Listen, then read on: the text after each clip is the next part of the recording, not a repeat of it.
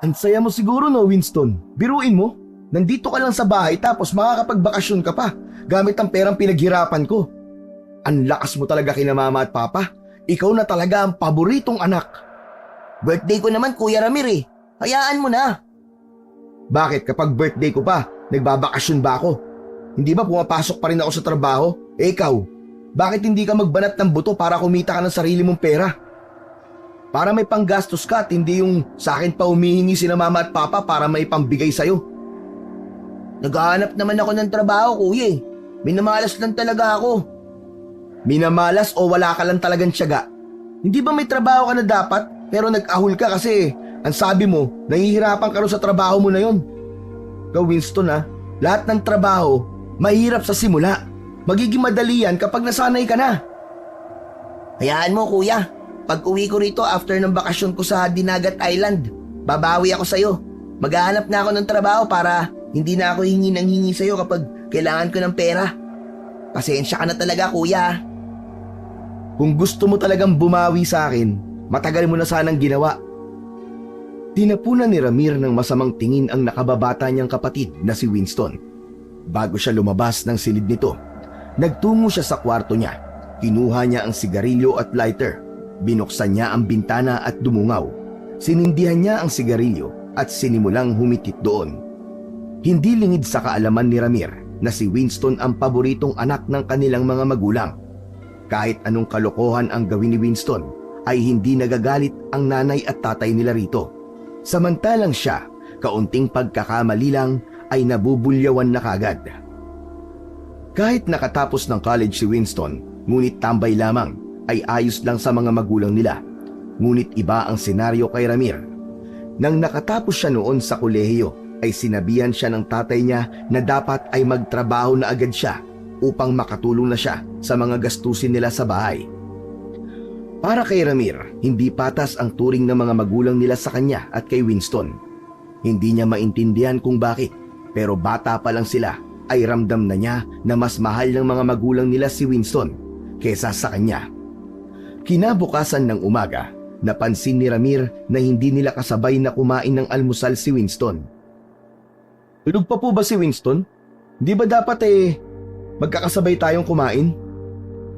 Wala na si Winston. Umalis na siya kaninang madaling araw. Hindi ba namin nabanggit sa'yo na kanina ang alis niya?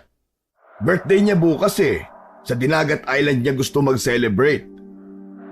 Grabe, ang sarap ng buhay ni Winston Walang trabaho pero pabaka-bakasyon na lang.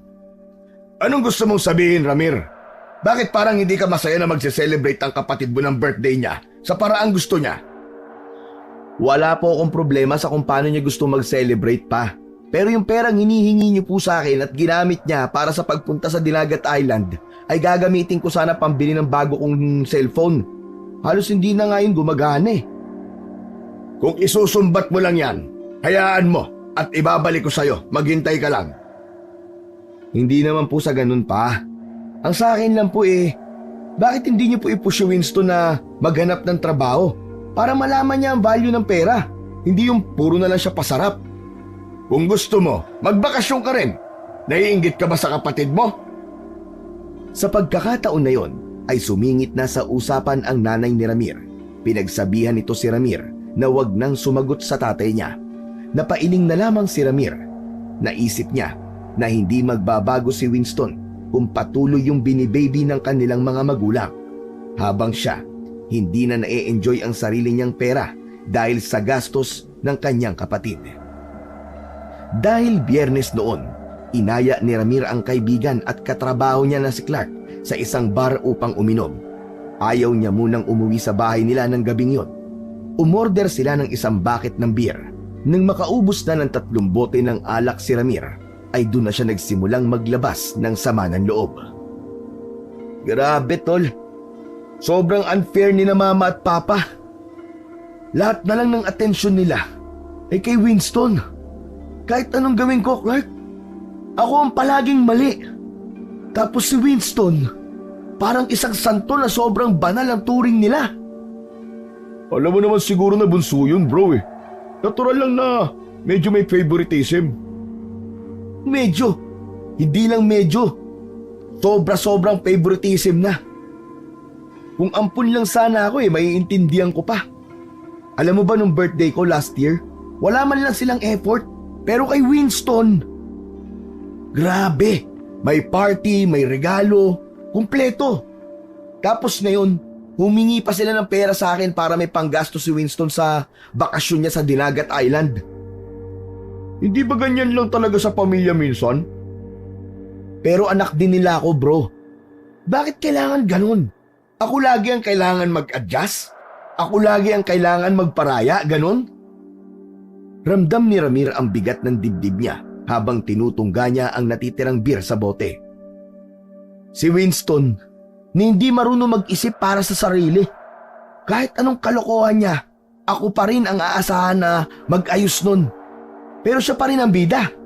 Lahat ng papuri, lahat ng atensyon, laging sa kanya. Ang galing, di ba? Mahirap nga yan, bro. Pero baka naman may rason ng parents mo kung bakit ganun ang trato nila sa kapatid mo. Rason? Sabihin mo nga sa akin, Clark.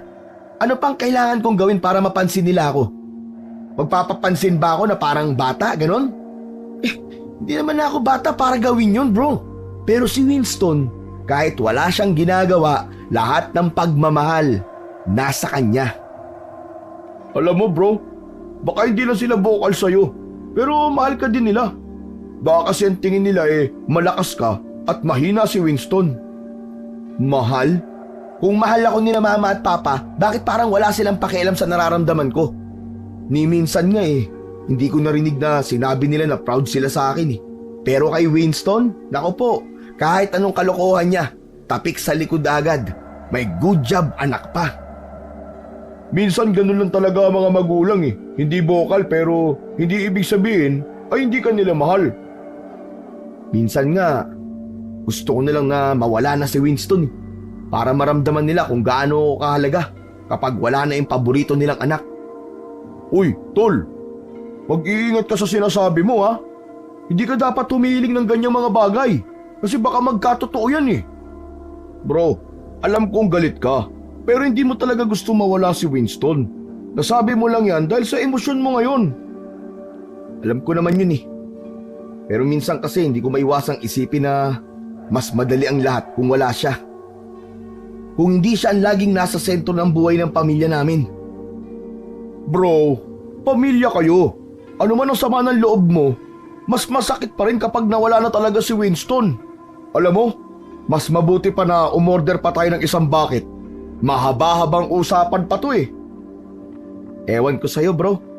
Parang kampi ka yata sa pamilya ko Abogado ka ba nila at sila ang pinagtatanggol mo, ha? Hindi naman sa ganun. Ikaw naman, Ayoko lang na magtanim ka sa kanila ng sama ng loob. Lahat ng bagay nasusolve sa mabuting usapan yan. Pero sa ngayon, sa mabuting usapan muna tayo. Sinenyasan ni Clark ang isang waitress. Nang lumapit yun sa kanila, ay umorder ulit sila ng isa pang bucket ng beer. Nagpatuloy si Ramir sa pagtitig sa bote ng beer, pero tila hindi maalis ang bigat ng kanyang nararamdaman, kahit pa nakapaglabas na siya ng sama ng loob sa kanyang kaibigan. Isang linggo na ang lumipas, ngunit hindi pa rin bumalik si Winston mula sa pagbabakasyon nito sa Dinagat Island. Nasa sala si Ramir at ang kanyang mga magulang. Tahimik na nag-aalala ang kanyang ina habang paulit-ulit na tumatawag ang tatay niya sa cellphone. Si Ramir naman ay nakaupo lang sa sopa habang hawak ang cellphone at walang pakialam sa nangyayari. Isang linggo na si Winston sa Dinagat Island Ang sabi niya, 3 araw lang siya ron. Hindi pa rin sumasagot sa mga tawag ko. Hindi kaya may nangyari sa kanya ron na hindi maganda? Naman, parang hindi niyo naman po kilala si Winston. Siguro nagpapakasarap lang yun sa bakasyon niya. Isa pa, malaki na si Winston. Kaya na niya ang sarili niya. Pero hindi naman siya ganito, Ramir. Kapag tumatawag kami ng mama mo sa kanya, sumasagot agad yon kahit meron siyang ginagawa. Madalas nga nagte-text yun kahit papaano bakit ngayon? Wala man lang siyang update kung ano nang nangyayari sa kanya. Kung ligtas ba siya o ano. Baka naman po nawalan lang ng signal o kaya ayaw lang magpastorbo. Kayo naman po. Sobrang overprotective nyo kay Winston. Hindi naman bata yun para mag-alala kayo ng ganyan eh. Binibigyan nyo lang ang sarili nyo ng isipin. Hindi ka ba nag-aalala sa kapatid mo, ha, Ramir? 1 linggo na siyang walang paramdam sa atin simula nang umalis siya. Nag-aalala? Para kay Winston? Aba pa, kilala ko po si Winston. Malamang nagpapakasaya lang yun ngayon doon habang kayo nag-aalala sa kanya. Anong klase kang kapatid, Ramir? Hindi normal na hindi siya magparamdam ng ganito katagal. Wala man lang kahit isang mensahe mula sa kanya. Ay nako, bigyan nyo pa po ng ilang araw si Winston, babalik din po yun. Pero naisip ko lang pa, paano kaya kung ako ang hindi magparamdam ng 1 week? Mag-aalala rin ba kayo ng ganyan sa akin? Talaga bang isisingit mo pa ang pagsiselos mo sa kapatid mo sa sitwasyon natin ngayon, ha, Ramir? Hindi ito oras para ilabas mo ang mga hinaing mo. Kailan ba kayo nagkaroon ng oras para sa hinaing ko pa? Sa tuwing naglalabas ako ng sama ng loob, palagi niyo ako sinusopla. Hindi na hinintay pa ni Ramir na makapagsalita ang tatay niya. Tinalikuran niya na ito at nagtungo siya sa kanyang kwarto. Isang malalim na paghinga ang pinakawalan niya nang ibagsak niya ang sarili sa kama. Tumingin siya sa kisame. Hindi niya nais na sumagot ng pabalang sa mga magulang niya, ngunit sadyang hindi niya nakaya ang dinadala niya, kaya ay madalas ay nakakapagsalita siya ng hindi maganda, lalo na sa kanyang ama. Napakaswerte mo talaga, Winston. Lahat ng pagmamahal ni na mama at papa ay nasa iyo na. Pero sana, wag ka na talagang bumalik dito. Siguro mas magiging maayos ang buhay ko kung mawawala ka na talaga. 2 linggo na ang lumipas at wala pa ring balita si Ramir kay Winston. Lalong lumala ang pag-aalala ng mga magulang ni Ramir para sa kapatid. Nagdesisyon ang ama ni Ramir na magtungo na mismo sa Dinagat Island upang humingi ng tulong sa mga pulis doon. Samantalang si Ramir naman ay patuloy na walang pakialam kay Winston. Hindi niya maramdaman na may nangyaring masama sa kapatid niya. Alam mo ba bro, nagpunta si Papa sa Dinagat Island para hanapin si Winston. Seryoso? Pero hindi ko masisi ang tatay mo, Ramir. Tama ba? 2 weeks nang hindi umuwi ang kapatid mo? Oo, 2 linggo na. Wala na raw choice si Papa kundi ang pumunta sa Dinagat Island. Gusto niya na magpatulong sa mga pulis. Baka daw may nangyari kay Winston eh. Wala pa rin talagang balita hanggang ngayon? Wala pa. Pero gaya nga na sinabi ko dati, malamang nagpapakasarap lang yun doon. Alam mo naman si Winston eh, mahilig mag-extend ng bakasyon. Pero 2 linggo na, Ramir. Medyo matagal na yon para sabihing nagbabakasyon lang siya. Saka yung hindi man lang siya nag-a-update sa inyo? Aba, nakakaba na talaga yun. Hindi yun mawawala ng basta-basta, no? Baka gumagawa lang yun ng drama. Kunwari, nawawala. Para mas lalo siyang mapansin ni mama at papa. Pero bro, kahit ako nagtataka na rin eh. Parang hindi normal na walang kahit anong message o update man lang. Di ka ba nag-aalala kahit konti? Kapatid mo pa rin yun, bro. Di ko alam, Clark. Sobrang laki talaga ng sama ng loob ko kay Winston. Paborito kasi siya ng mga magulang namin eh. Alam mo yun? Lagi siyang nasa spotlight. Kaya ngayon, parang wala akong maramdaman. Pero pamilya pa rin kayo, bro. Kahit paano, kailangan mo rin siguro magpakita ng concern. Lalo na sa ganitong sitwasyon. Kailangan ng parents mo ang suporta mo. Hindi na lang nagsalita si Ramir. Ngunit kahit na masama ang loob niya kay Winston, may kaunting pag-aalala pa rin siyang nararamdaman. Hiniling man niya na sana ay mawala na ang kapatid niya, hindi niya pa rin maalis sa dibdib niya ang mag-isip na baka nga may nangyaring hindi maganda kay Winston. Isang umaga, walang pasok sa trabaho si Ramir. Nakahiga siya sa sopa sa sala habang nanonood ng TV. Napaupo siya nang makita niyang pumasok ang tatay niya. Matapos ang 3 araw ay bumalik na yon mula sa Dinagat Island. Bakas sa mukha nito ang pagod at pag-aalala. Mula sa kusina ay lumapit sa kanila ang nanay ni Ramir. Agad nitong tinanong ang tatay niya kung nasaan na si Winston.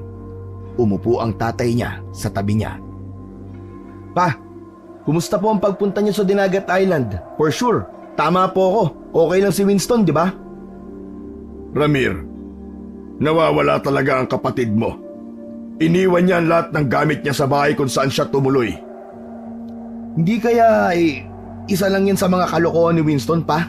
O kaya baka may ginawa siyang kung ano ron tapos kinailangan niyang magtago? Naiintindihan ko na hindi mo kasundo si Winston, Ramir.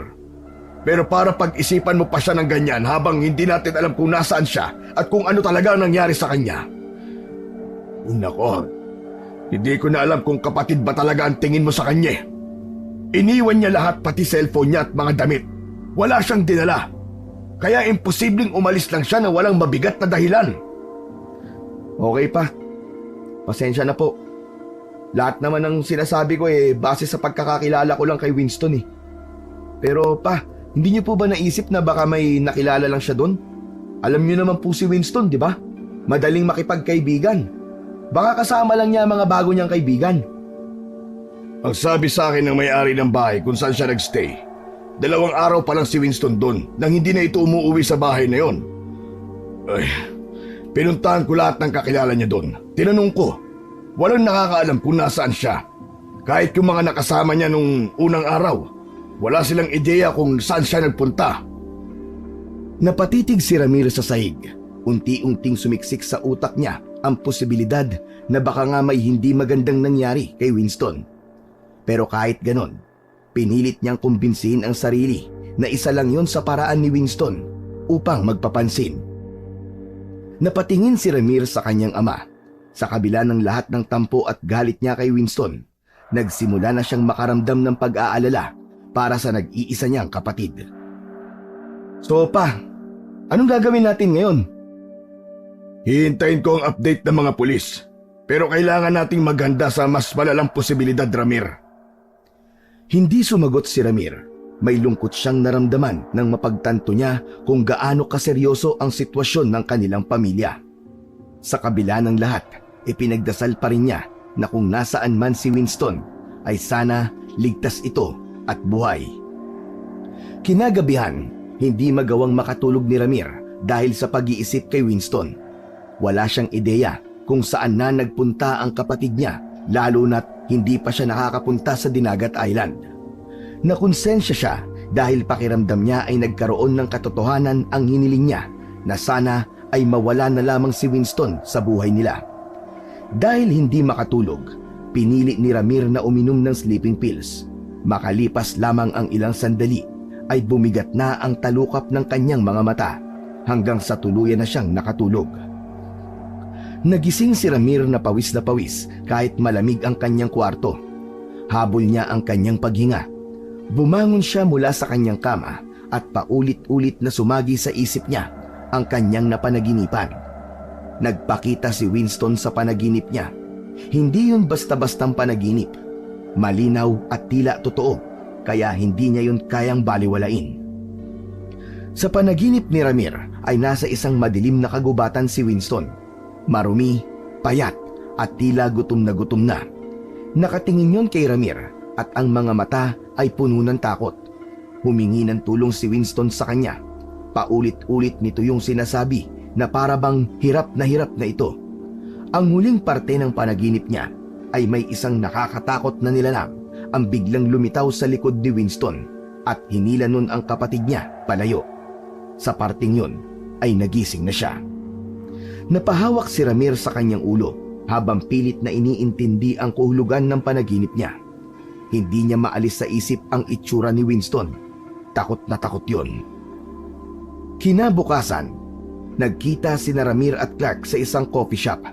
Nagdesisyon siyang ikwento ang panaginip niya nung isang gabi kay Clark dahil pakiramdam niya ay masisiraan siya ng bait kapag wala siyang napagsabihan nun. Clark, May napanaginipan ako kagabi. anong panaginip, Ramir? Numero bang tatama sa loto? Tara, tayaan na natin! Hindi. Seryoso ako, bro. Si Winston kasi. Sa panaginip ko, humingi siya ng tulong sa akin. Nakita ko siya sa isang lugar na parang sa loob ng gubat. Ang dumi niya. Sobrang payat. Tapos may isang nakakatakot na nilalang na bigla na lang humila sa kanya. Bro, parang hindi na yan panaginip ah. Mukhang bagungot na yan ah. May sinabi ba si Winston sa panaginip mo? Ang sabi niya, basta, yun lang yan, sabi niya, tulungan ko siya. Paulit-ulit niya yung sinasabi hanggang sa magising na ako. Biglang tumahimik si Clark na parang nag-isip. Bro, tingin ko mensahe yan. Alam mo naman, di ba? Hindi lahat ng panaginip, simpleng panaginip lang. Minsan, may gustong iparating. Mensahe? Baka naman dala lang yun ang pag-iisip ko sa kanya kasi nawawala siya. Oo, pero hindi ba nakapagtataka na napanaginipan mo siya sa ganong estado? Bro, baka kailangan ka na talaga ni Winston. Baka nasa lugar siya na hindi siya makaalis at ikaw lang ang makakatulong sa kanya. Baka kailangan niya ng tulong mo, bro. Pero saan ako magsisimula? Hindi ko naman alam kung nasan siya. Di ba? Nagpunta ng tatay mo sa dinagat? Doon mo siguro dapat simulan. Hindi nakapagsalita si Ramir at inisip ang sinabi ni Clark. Hindi siya sigurado kung totoo ba ang panaginip o bunga lang ng kanyang konsensya. Pero malalim ang pakiramdam niya na isa nga yung mensahe mula sa kanyang kapatid. Sa pagkakataon na yon ay nagdesisyon siya na pumunta sa Dinagat Island upang hanapin ang nawawala niyang kapatid na si Winston. Isang gabi, nasa kusina si Ramir habang tahimik na nagkakape. Buo na ang desisyon niya na magtungo sa Dinagat Island upang hanapin si Winston. Patuloy pa rin ang mga pulis sa paghahanap, ngunit tila nawalan na ng pag-asa ang kanyang pamilya dahil wala pa ring improvement na sinasabi ang mga pulis sa kanila.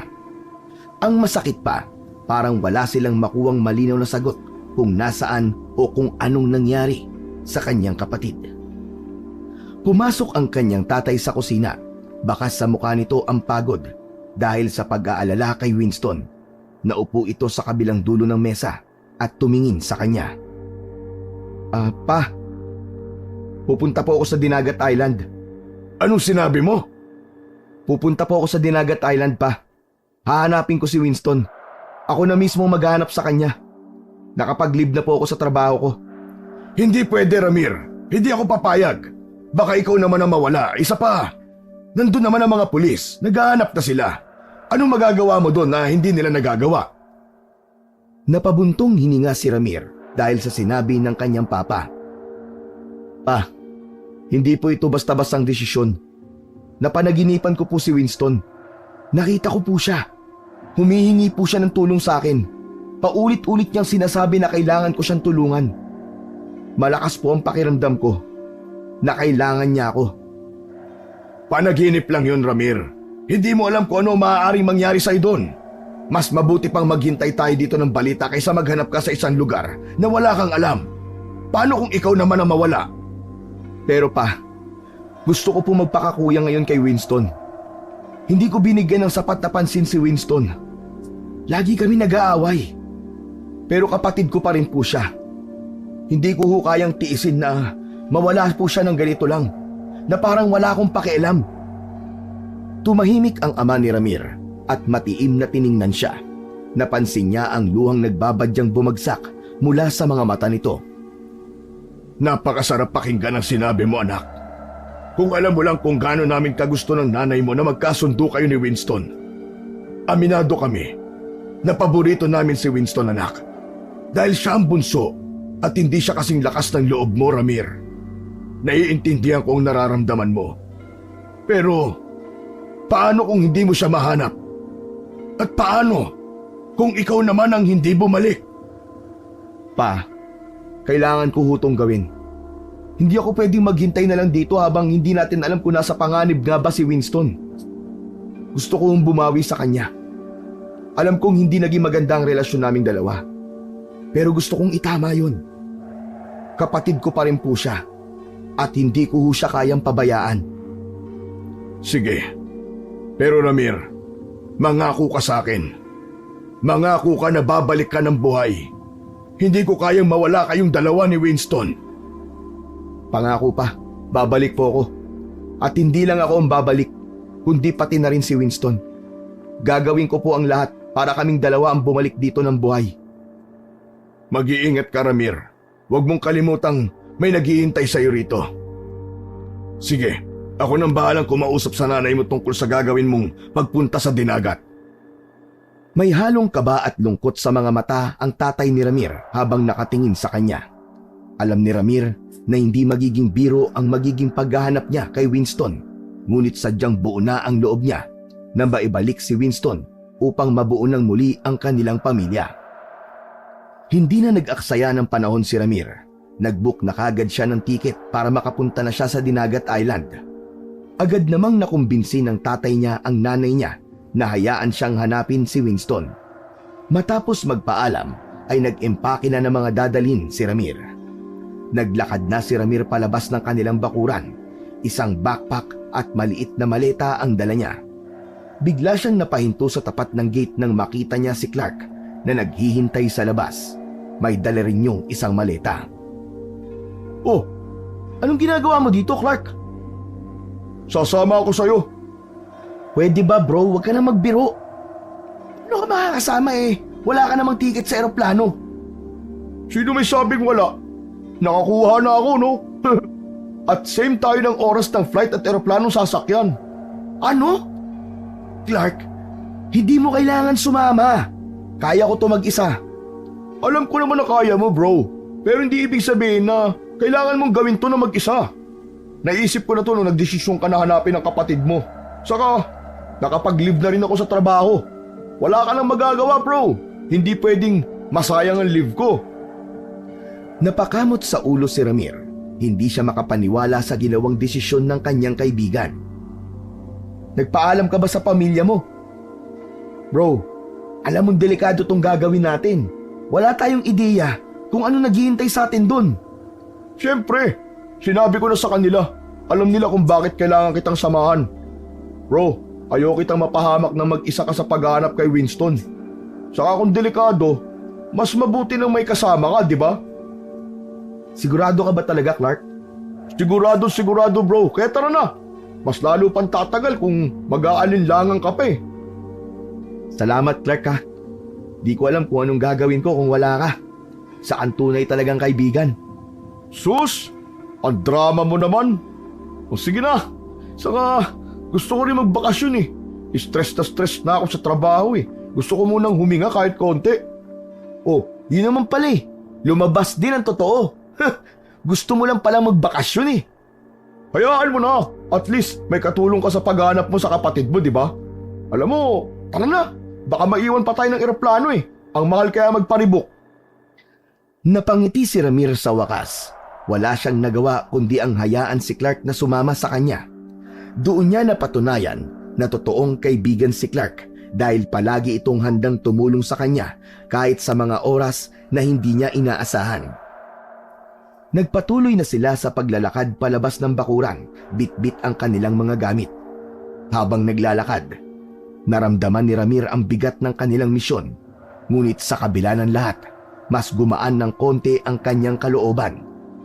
Dahil alam niyang hindi na siya nag-iisa sa pagharap sa takot at panganib na maaaring naghihintay sa kanila sa Dinagat Island. Mula sa airport sa Maynila ay sumakay sina Ramir at Clark ng eroplano patungo sa Surigao. Pagdating sa Surigao ay sumakay sila ng ferry na naghatid sa kanila sa Dinagat Island. Pagbaba nila sa pantalan ay napakaganda ng tanawin na bumungad sa kanila. Ang linis ng paligid, asul na asul ang tubig ng dagat at ang mga puno sa paligid ay tila sumasayaw sa hangin. Kahit hindi maganda ang dahilan kung bakit sila naroon, ay hindi maipagkakaila ni Ramir at Clark ang ganda ng isla. Grabe Ramir, sobrang ganda pala rito. Hindi ko akalain na ganito pala kaganda ang dinagat. Oo nga bro eh, para tayong nasa paraiso no? Hindi na ako nagtataka kung bakit ginusto ni Winston na mag-celebrate dito ng birthday niya. Kapag nahanap na natin si Winston bro, magbakasyon tayo rito. Yung totoong bakasyon na talaga. Sige bro, kaya dapat makita natin si Winston para magawa natin yan. Oo nga pala bro, maiba ako. Saan tayo mag-i-stay dito? May nahanap na akong bahay na tutuluyan natin. Sandali at tatawagan ko yung kontak ko. Inilabas ni Ramir ang cellphone niya. Tinawagan niya ang number na ibinigay ng may-ari ng bahay kung saan sila tutuloy ni Clark. Isang babae ang sumagot sa tawag ni Ramir. Ayon sa babae, ay nasa pantalan na ito. Inilarawan ni Ramir sa babae kung ano ang kulay ng suot nila at maya-maya pa ay sinabi ng babae na nakita na sila nito. Naputol na ang tawag matapos yon. Makalipas ang ilang sandali ay lumapit kina Ramir ang isang magandang dalaga. Simple ang kagandahan ng taglay at ang buhok ay mahaba at tuwid. Sino sa inyo si Ramir? Ako si Ramir. Itong kasama ko ay si Clark. Ikaw naman si... Bella, ang akala ko ay mag-isa lang po kayo. Biglaan kasi. Okay lang ba na doon na rin magstay ang kaibigan ko? Kahit magbayad na lang kami ng extra, walang problema. Pang 2 tao naman po yung kwarto na nirentahan nyo sa bahay namin. Kaya po walang problema.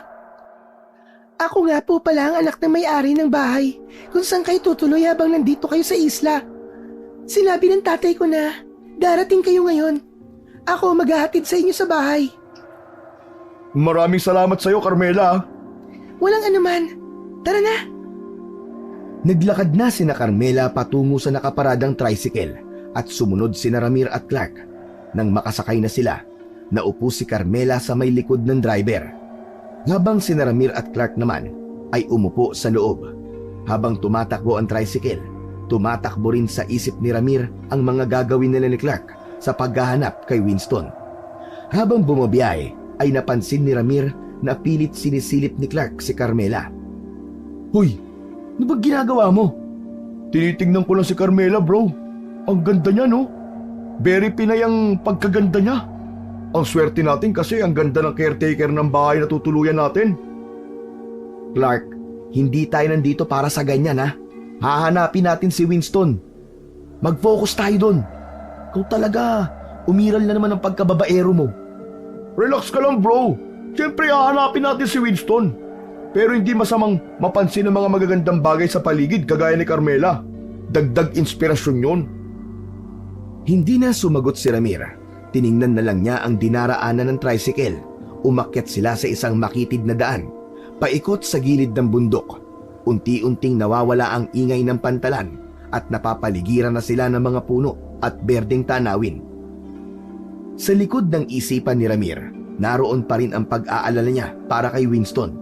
Pero may kakaibang pakiramdam siya kay Carmela. Masyadong misteryosa ang dating ng dalaga. Makalipas ang halos kalahating oras, ay narating na nila ang bahay ni na Carmela. Nakatayo ang bahay sa isang malawak na bakuran na may mga puno at halaman. May 2 palapag ang bahay na gawa sa semento. Inihatid sila ni Carmela sa itaas kung saan naroon ang magiging kwarto nila. Yung banyo pala, nasa likod ng bahay. 3 ang banyo namin. Tapos, lahat ng gamit sa kusina, pwede niyong gamitin. Kasama na sa babayaran niyo ang gasul. Sa ngayon, kayo lang ang bisita namin dito. Salamat, Carmela. Maganda tong bahay niyo, ah. Maaliwalas. Pati ikaw, Carmela. Maganda din. Tumigil ka nga, Clark. Carmela, pagpasensya naman tong kaibigan ko, ah. Pero harmless naman to, huwag ka mag-alala. Hindi pinansin ni Carmela ang papuri ni Clark at nanatili yung seryoso. Kapag may kailangan kayo, magsabi lang kayo sa akin. Palagi naman ako nandito sa bahay. Kung nais niyo magpaluto, pwede ako mamalengke at magluto para sa inyo. Pero may bayad yun. Kung wala na kayong tanong, iiwan ko na kayo rito. Wala na, Carmela. Thank you ulit, ah. Ngumiti si Ramir kay Carmela, pero isang marahang tango lamang ang isinagot ng dalaga bago yun tumalikod at umalis. Inayos na ni Ramir at Clark ang mga gamit nila sa kanilang kwarto. Clark, huwag ka nga masyadong obvious na crush mo si Carmela. Parang hindi siya komportable sa ganun, eh. Ang ganda-ganda niya kasi. Tapos ang mysterious pa ng datingan niya. Hindi katulad ng mga babae sa syudad na wala ng katril-tril. Baka naman dito ka pa magkalat, ha? Ipapaalala ko lang sa'yo. Alam ko, bro. Hahanapin natin si Winston. Kailan pala tayo magsisimula maghanap sa kanya? Bukas na bukas din, tol. Sa ngayon, magpahinga na muna tayo. Nagsimula na ang paghahanap ni Ramir at Clark kay Winston ng sumunod na araw. Humingi sila ng permiso sa kapitan ng lugar upang magdikit ng mga flyers kung saan nakalagay ang mukha ni Winston. Nagtanong-tanong din sila sa mga tao kung nakita ba ng mga yon si Winston habang ipinapakita nila ang larawan nito sa mga tao. Isang buong araw na silang nag-ikot, nagtanong sa bawat makakasalubong nila, ngunit wala silang impormasyon na nakuha kung nasaan ang kapatid niya. Hanggang isang gubat ang nakita nila. Hindi alam ni Ramir kung bakit may kakaiba siyang naramdaman habang nakatingin siya roon. Tila may bumulong sa kanya na pumasok siya roon. Hindi na malaya ni Ramir na naglalakad na siya papasok sa gubat na parabang nahihipnotismo siya. Hoy, Ramir! Anong ginagawa mo? Saan ka pupunta? Pakiramdam ni Ramir ay nagising siya mula sa mahabang panaginip nang marinig niya ang boses ni Clark. Gusto kong pumunta dyan sa gubat eh. Baka makakita tayo na ng sagot kung nasaan si Winston. Ha? Sa gubat talaga? Ano namang makikita natin dyan? Hindi ko alam eh, pero malakas ang pakiramdam ko na meron tayong makikita dyan. Okay, sige. Sabihin na nating naniniwala ako sa sinabi mo. Pero bro, padilim na oh. Baka abutin tayo ng gabi sa loob niyan. Maligaw pa tayo. Hindi tayo magtatagal. Saka tandaan na lang natin ang dadaanan natin. Kung gusto mo, ikaw na lang ang bumalik sa bahay ni na Carmela. Ako na lang ang papasok sa loob ng gubat. Ay, hindi naman pwede yan, tol. Sige na nga. Sasamahan na nga kita pero saglit lang tayo ah. Kinakabahan man sa maaaring mangyari sa kanila sa loob ng gubat, ay sinunod pa rin ni Ramir ang bulong na narinig niya. Makalipas lamang ang ilang minuto, ay napansin ni na Ramir na madilim na. Ramir, parang delikado na yata itong pinasok natin ah.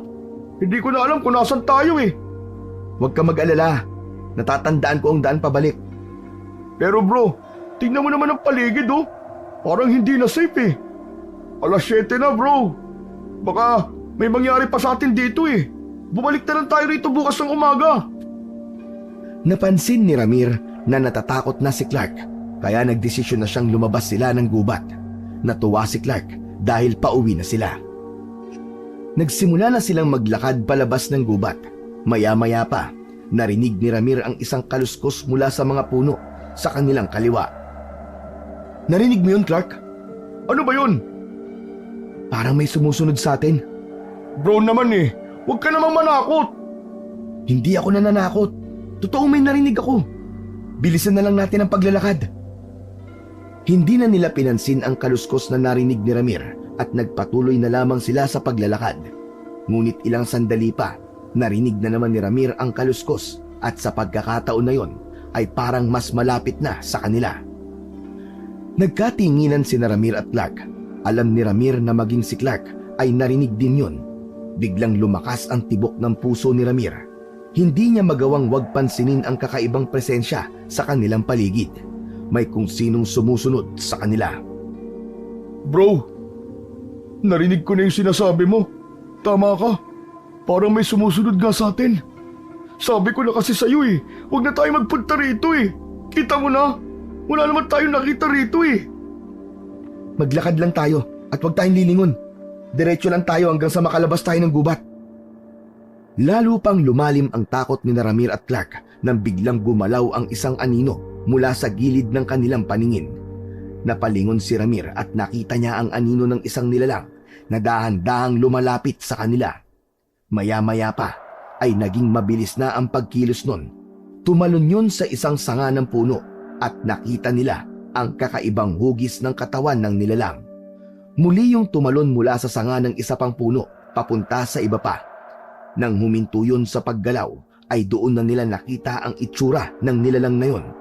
Mistulang isang halimaw ang mukha nun. May matutulis na kuko at ang mga ngipin ay ganoon din. Maitim ang balat nun at nanlilisik ang mga namumulang mga mata. Tumalon ang nilalang mula sa puno at bumagsak ng nakatayo sa lupa. Ramir! Aswang yata yan! Tumakbo na tayo! Tatakas na sana sila nang biglang may dumating mula sa kung saan. Umalis kayo riyan! Bilisan nyo! Nagulat si Ramir at Clark nang makita si Carmela na sumugod at hinarap ang nilalang. May hawak itong maliit na botelya ng langis. Sa isang iglap, umatras ang nilalang at biglang naglaho sa madilim na bahagi ng kagubatan. Carmela, ano ginagawa mo dito? Ano yung nilalang na yun? Wala nang oras para magpaliwanag. Kailangan natin makaalis dito ngayon. At baka bumalik pa ang nilalang na yun. Dali, sumunod kayo sa akin. Dali-dali silang sumunod kay Carmela palabas ng gubat. Walang imik na sumunod si Ramir habang si Clark naman ay patuloy na nangangatog ng dahil sa takot. Nang makarating sila sa bahay ni na Carmela ay doon lang naramdaman ni Ramir na ligtas na sila. Ano ba yung nilalang na yun, Carmela? Parang hindi siya tao. Hindi talaga tao nakita niyo sa gubat, kundi isang aswang. Sabi ko na nga ba, aswang yun eh. May mga aswang dito sa Dinagat. Hindi na bago sa amin ang presensya nila. Pero nitong mga nakaraang buwan, mas dumami sila. At hindi namin alam kung bakit. Malakas ang kutob ko na nangunguha sila ng tao at ginagawa nilang kagaya nila. Aswang? Hindi ko akalain na totoo yan. Pero bakit kami inatake?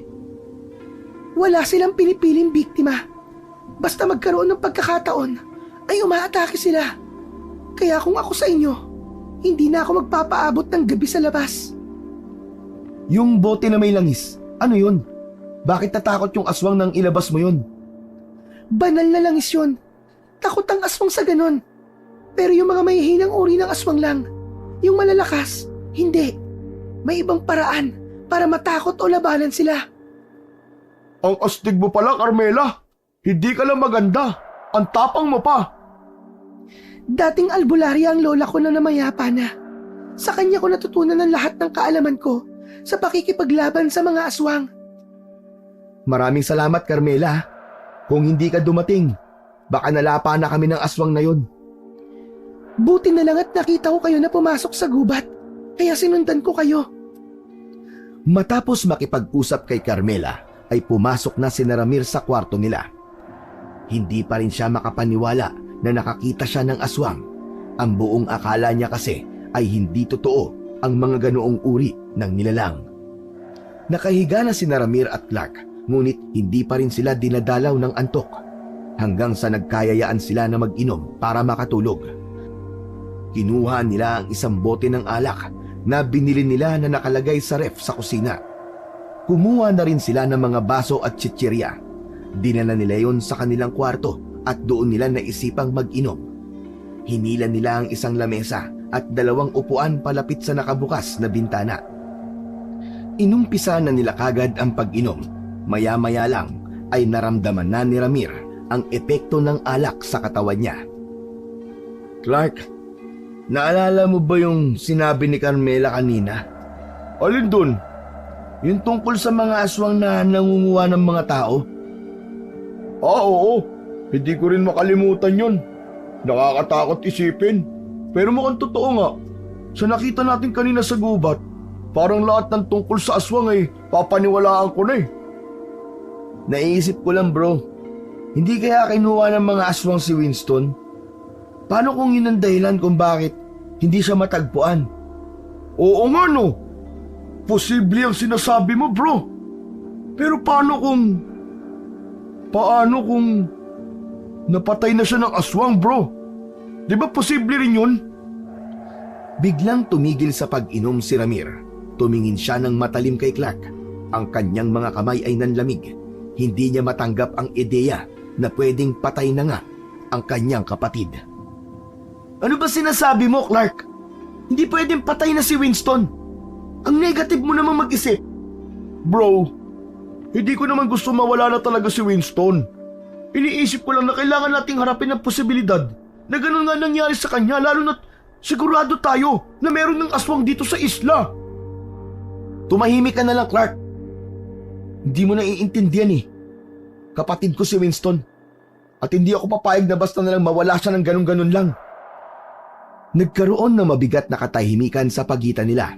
Naramdaman ni Ramir ang pagsisisi ni Clark dahil sa sinabi nito kanina. Bro, pasensya na ah. Di ko naman intensyon na saktan ka eh. Di ko sinasadya yun. Pero kailangan din natin maging makatotohanan. Hindi agad sumagot si Ramir. Pinilit niyang pigilan ang galit, ngunit hindi niya kayang iwaksi ang sakit na dala ng kaisipang baka totoo nga ang sinabi ni Clark.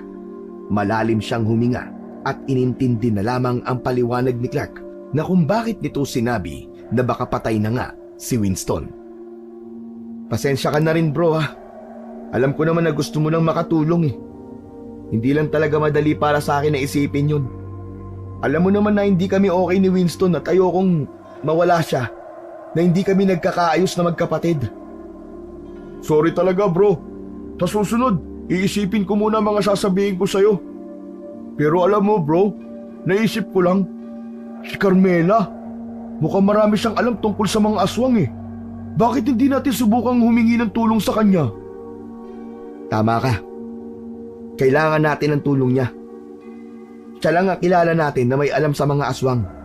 Hindi pwedeng basta na lang tayo maglakad-lakad dito sa isla na walang sapat na kaalaman kung paano labanan ng mga ganoong kadelikadong nilalang. Saka bro, nakita mo kung paano niya tayo niligtas kagabi, di ba? Hindi siya ordinaryong babae. Sobrang astig niya para harapin yung aswang na parang hindi siya natatakot.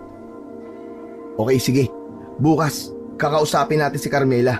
Hihingi tayo ng tulong sa kanya. Pero sana, pumayag siya. Napabuntong hininga si Ramir. Desperado na siyang makita si Winston at buhay itong maiuwi sa bahay nila. Kailangan niyang gawin ng lahat ng paraan upang makita si Winston.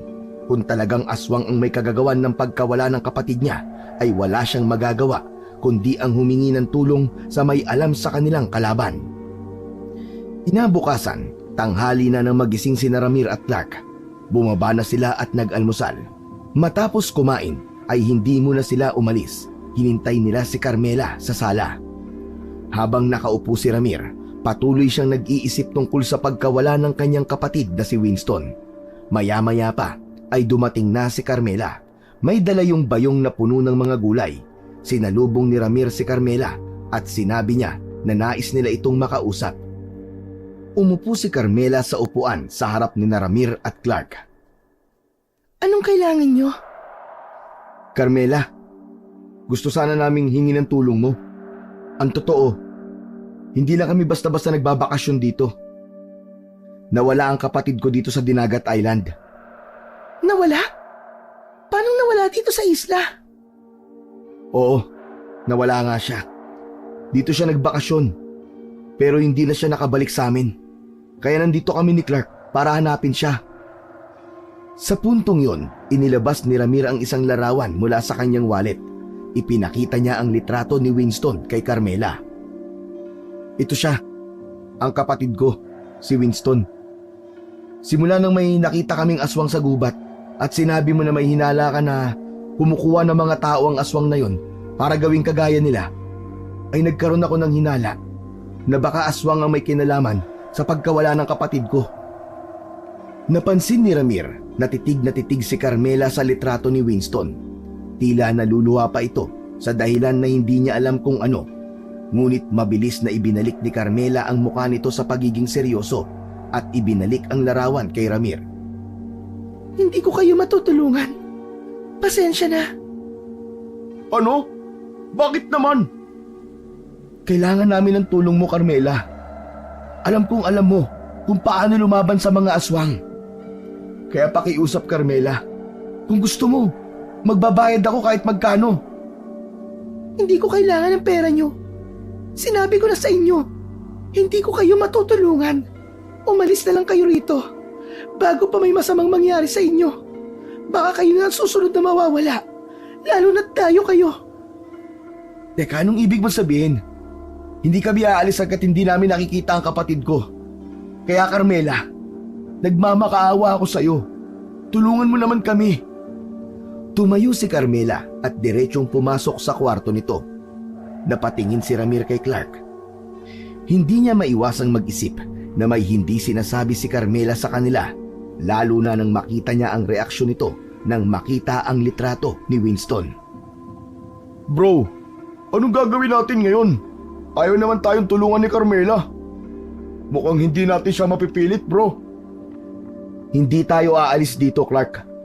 Kung ayaw tayong tulungan ni Carmela, tayo na lang ang kakilos para hanapin ang mga aswang na yon. Pero bro, wala tayong kaalam-alam kung paano sila labanan. Baka naman mawala na rin tayo kagaya ni Winston at hindi na makabalik sa Maynila. Hindi ako papayag na mangyari yung sinasabi mo, Clark. Basta, gagawa ko ng paraan. Kinabukasan ng umaga, maagang nagising si Ramir. Pababa na sana siya sa hagdan nang makita niya si Carmela na lumalabas ng bahay.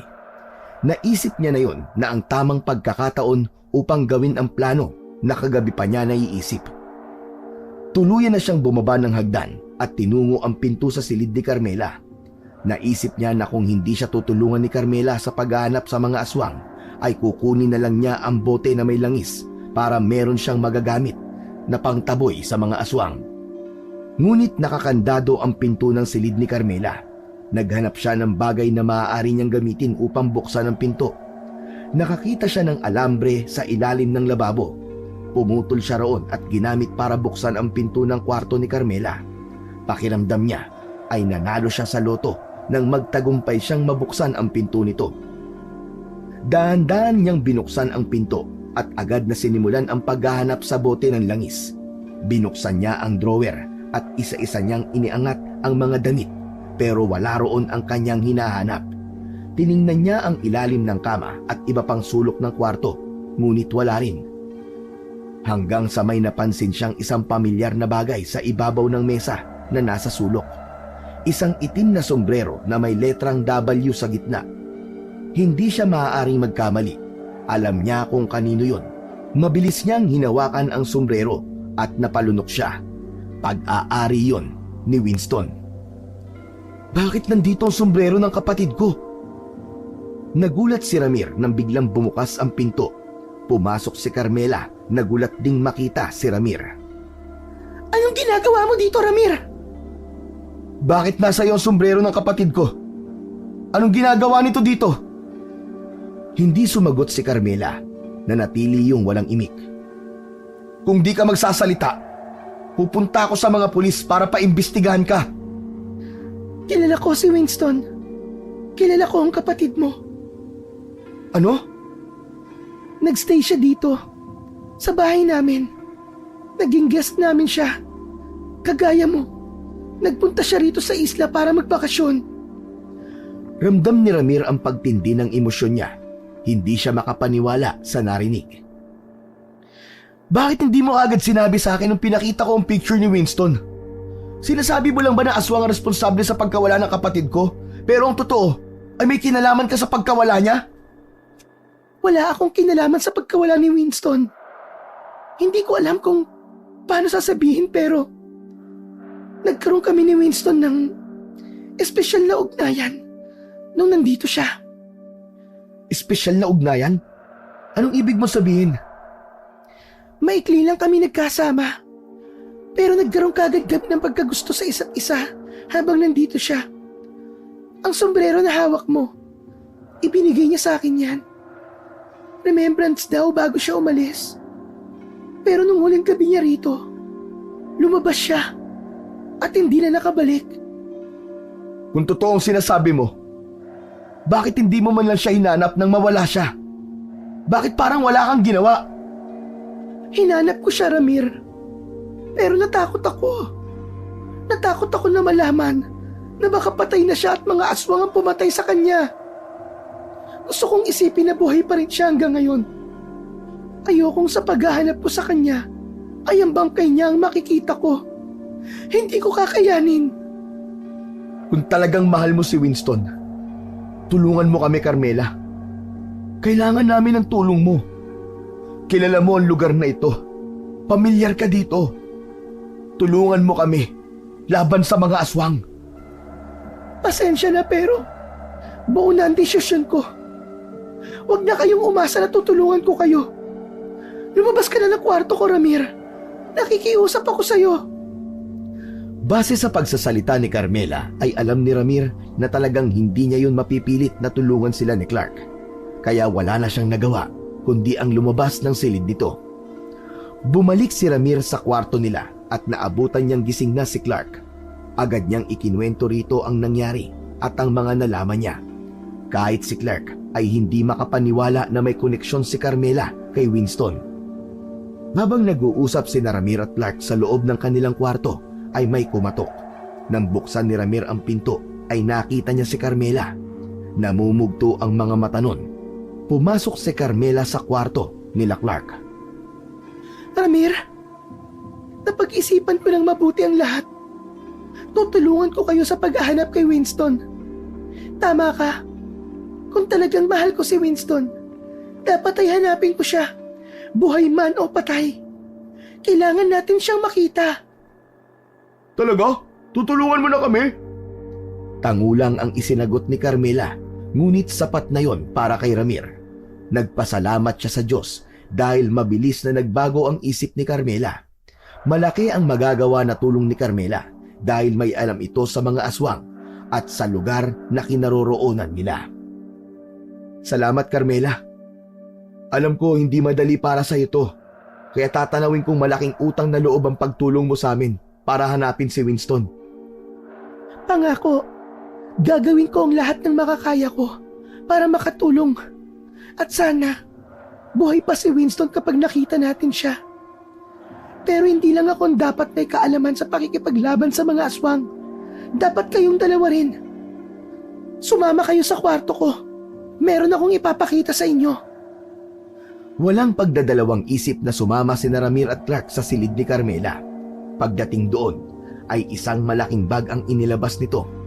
Inilabas nito mula sa bag ang 2 buntot ng pagi at isang patalim na halatang luma na.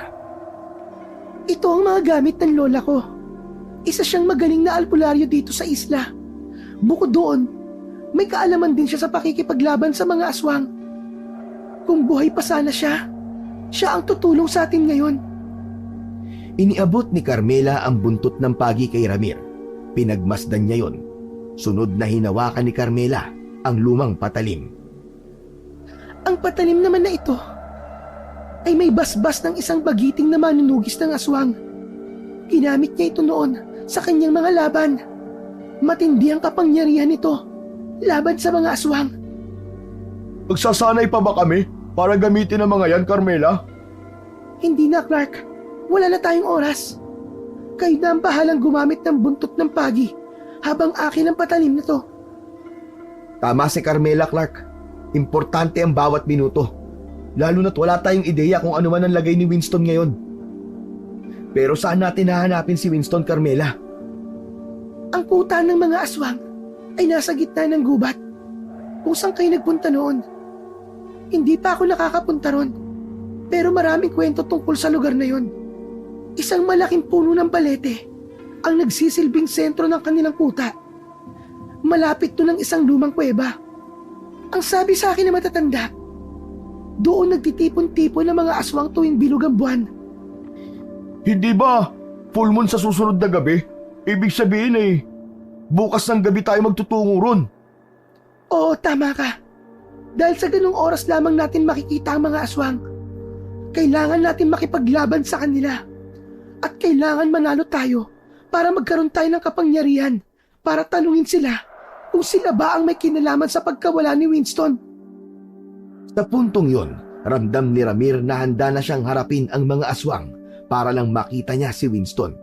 Bagamat may takot sa kanyang puso, mas nangibabaw ang pagmamahal niya sa kanyang kapatid. Salamat, Carmela. Maraming salamat dahil ngayon ay tutulungan mo na kami. At kung may magagawa kami para sa'yo bilang kapalit, sabihin mo lang, Carmela. Hindi ako humihingi ng anumang kapalit. Ginagawa ko to dahil pare-parehas nating mahal si Winston. Ang kailangan ko lang ay ang magtiwala kayo sa akin. Dahil sa lugar na pupuntahan natin, ang tiwala sa isa't isa ang magliligtas sa atin. Kinaumagahan, naisipan ni Ramir na magtungo sa palengke upang bumili ng uulamin nila ni Clark para sa tanghalian. Hindi niya na ginambala ang pagtulog ng kaibigan niya at mag-isa siyang nagtungo sa palengke. Mainit ang sikat ng araw nang maglakad si Ramir sa palengke ng Dinagat Island.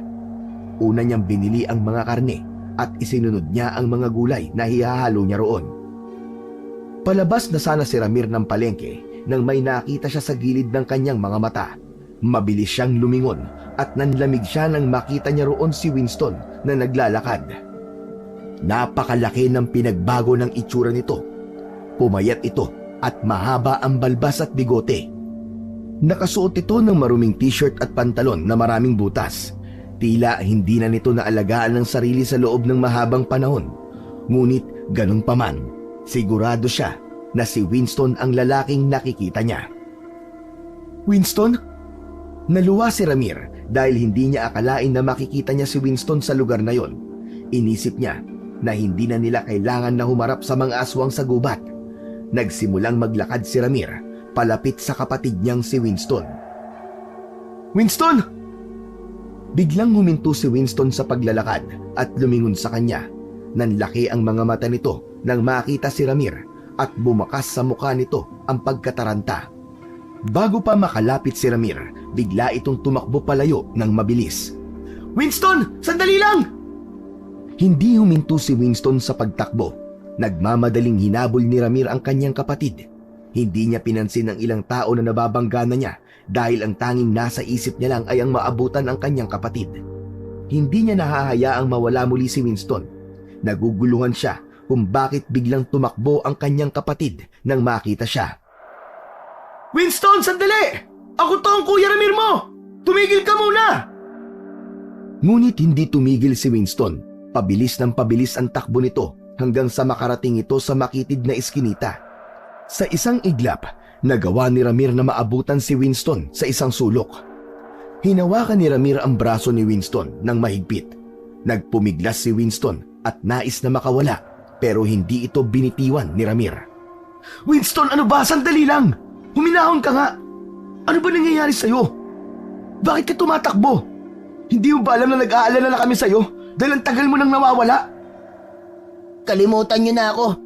Umalis na kayo rito. Hindi na ako babalik sa atin. Ano? Bakit ako aalis? Nandito ako para sa'yo. Matagal na kitang hinahanap, tapos ngayon pinapalayas mo ako. Hindi mo ako naiintindihan eh. Hindi na ako makakabalik sa atin. Ano bang ibig mong sabihin? Bakit? Ano ba nangyari sa'yo? Basta umalis ka na dito. Huwag ka nang bumalik pa. Hindi ka ligtas dito. Hindi ko na kayang bumalik. Isipin nyo na lang na patay na ako. Nangako ko kina mama at papa na hahanapin kita. Kaya hindi ako aalis dito nang hindi ka kasama. Ano ba nangyari sa'yo, Winston? Bakit ganyan ang mga sinasabi mo? Huminga ng malalim si Winston. Kitang-kita ang pigati sa kanyang mga mata. Sinulyapan niya si Ramir. Ngunit tila hindi niya kayang sabihin ng lahat ng katotohanan. Parang awa mo na. Umalis ka na. Baka masaktan ka pa. Hindi mo alam kung ano ang mga nangyayari dito. Sabihin mo sa akin kung ano nangyayari. Naguguluhan ako sa mga sinasabi mo eh. Hindi na sumagot si Winston. Tumalim ang mga mata nito at hinawi nito ang kamay ni Ramir. Nabitiwan ni Ramir si Winston at muli itong tumakbo palayo. Tinangkan ni Ramir na habulin si Winston. Ngunit naglaho na rin si Winston sa paningin niya at hindi niya na nakita kung saan yun nagpunta. Nanikip ang dibdib ni Ramir. Pakiramdam niya ay may bagay na itinatago si Winston. Habang nakatayo siya sa gitna ng palengke, unti-unting napalitan ng determinasyon ang kanyang kalungkutan. Hindi siya dapat tuminto, lalo na't alam niyang buhay pa ang kanyang kapatid. Kailangan malaman niya ang buong katotohanan. At higit sa lahat, kailangan niyang maiuwi si Winston sa bahay nila, kahit anong mangyari. Mabigat ang hakbang ni Ramir habang naglalakad pabalik sa bahay ni Carmela. Parang sinasakal ang dibdib niya habang iniisip ang mga huling salita ni Winston. Hindi siya makapaniwala na nakita niya na si Winston pero nawala naman yun. Pagdating niya sa bahay na tinutuluyan nila, sinalubong siya ni Clark sa pintuan. Agad na napansin nito ang lungkot sa mukha niya. Oh bro, ano nangyari? Parang binagsakan ka ng langit ah. Si Winston, pre. Nakita ko siya kanina sa palengke. Ano? Seryoso ba yan? Kung nakita mo si Winston, nasa na siya? Bakit hindi mo siya kasama? Hindi ko maintindihan kung bakit niya ako tinakasan eh. Sa pagkakataon na yon, ay lumabas na si Carmela mula sa kusina. Tama ba ang narinig ko, Ramir? Nakita mo na si Winston? Oo, Carmela. Nakita ko siya sa palengke. Buhay pa siya. Nagtataka lang ako kung bakit ayaw niyang sumama sa akin. Tinakbuhan niya ako. Ayaw niyang umuwi sa bahay namin. Ang sabi pa niya, kalimutan na lang namin siya at isipin naming patay na siya. Pinapaalis niya ako rito sa isla. Delikado raw dito. Sinabi ba niya kung bakit ayaw niyang sumama sa'yo? Wala naman siyang sinabi, Carmela. Pero parang natatakot siya eh. Naguguluhan ako sa mga sinabi niya sa akin. So, anong gagawin natin ngayon, Ramir? Hindi na ba natin siya hahanapin dahil ayaw niyang sumama sa'yo? Hindi ganun. Hahanapin ko pa rin siya. Pero may isang bagay na sinabi niya sa akin na hindi maalis sa isip ko. Sinabi niya na hindi na ako ligtas dito. Umalis na raw ako. Ramir, sa mga sinabi ni Winston sa'yo, mas lalo natin dapat siyang hanapin. Anong ibig mo sabihin, Carmela? Malakas ang kutob ko na umanib na si Winston sa grupo ng mga aswang dito sa isla. Matagal na ako may naririnig tungkol sa kanila. Isang malakas na grupo na nandito sa lugar na ito at tahimik silang nangunguha ng mga tao. Hindi pwedeng maging aswang ang kapatid ko, Carmela. Hindi ko sinasabi na sigurado na ako na aswang na si Winston. Pero malaki ang posibilidad na ganun na ang nangyari base sa mga sinasabi mo sa akin ngayon. Maaari na pinilit siya maging aswang, pero may paraan pa para maalis ang pagiging aswang sa dugo niya. May kilala akong tao na makakatulong sa kanya. Gagawin ko ang lahat para mahanap siya. Kailangan kong tuparin ang ipinangako sa mama at papa ko. Wala akong pakialam. Kahit aswang pa siya, Carmela. Kailangan muna natin siyang mahanap at mailayo sa kuta ng mga aswang. Saka na natin isipin ang susunod nating gagawin kapag nagawa na natin yon.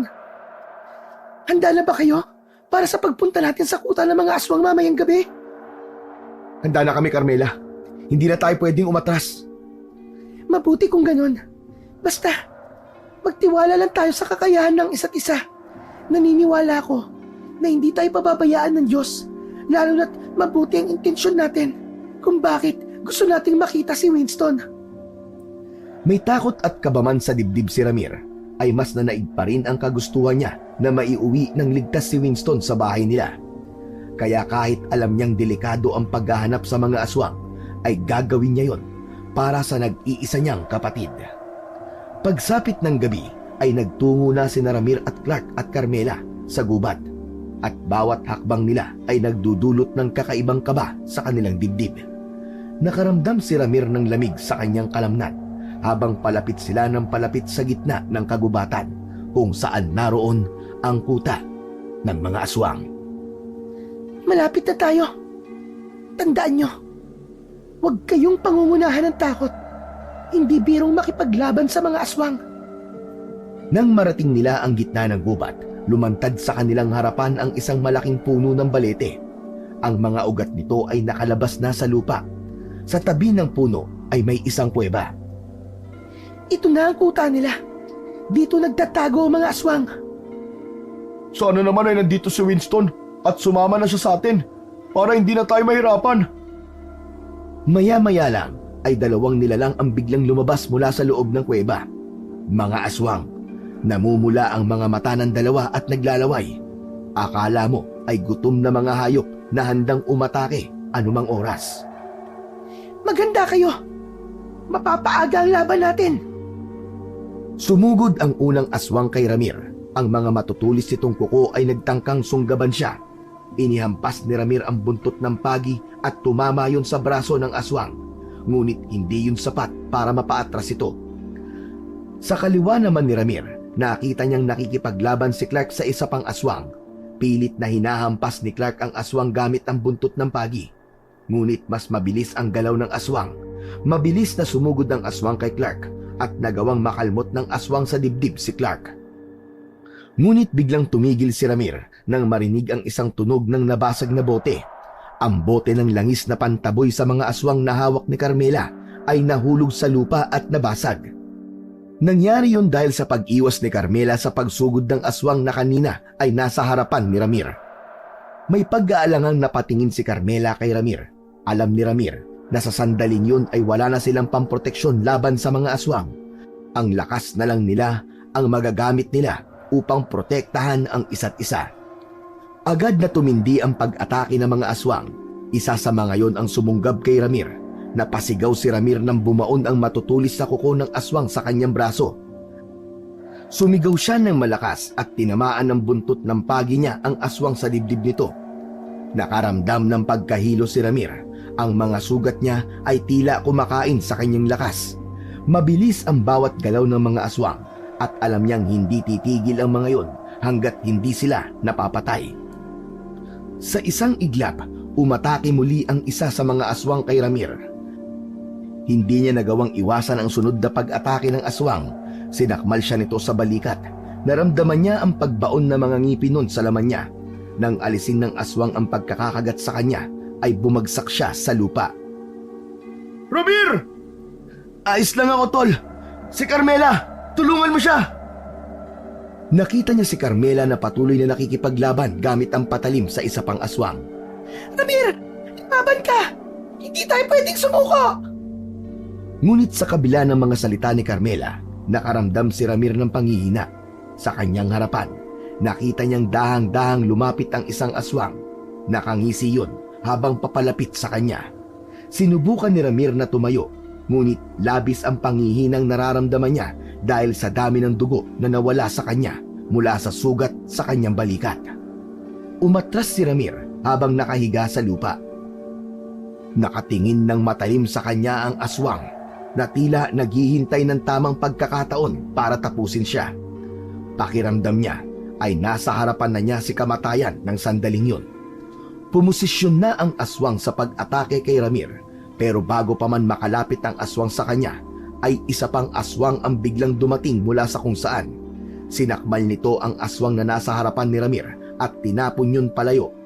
Nagulat naman si Ramir. Nakatitig siya sa isa pang aswang na dumating at nagtataka siya kung bakit tinulungan siya nun. Habang nakatingin si Ramir sa aswang ay naging pamilyar sa kanya ang kilos at itsura nun. Naluwa siya nang mapagtanto niya na ang aswang na tumulong sa kanya ay walang iba kundi ang kanyang kapatid na si Winston. Winston! Ngunit hindi na yon ang Winston na dati niyang kilala. Ngunit sa kabila ng nakakatakot na anyo ng kapatid niya, ay alam niyang naroon pa rin ang tunay na Winston. Nilabanan ni Winston ang dalawang aswang. Ang una ay mabilis nitong sinugatan gamit ang matutulis nitong mga kuko, habang ang pangalawa naman ay sinakmal nito sa leeg. Ngunit sa gitna ng pakikipaglaban ni Winston sa dalawang aswang, ay ilang beses din itong nasakmal at nakalmot. May isang beses pang bumaon ng malalim ang mga kuko ng aswang sa tiyan ng kanyang kapatid. Natapos ang laban nang bumagsak ang dalawang aswang sa lupa.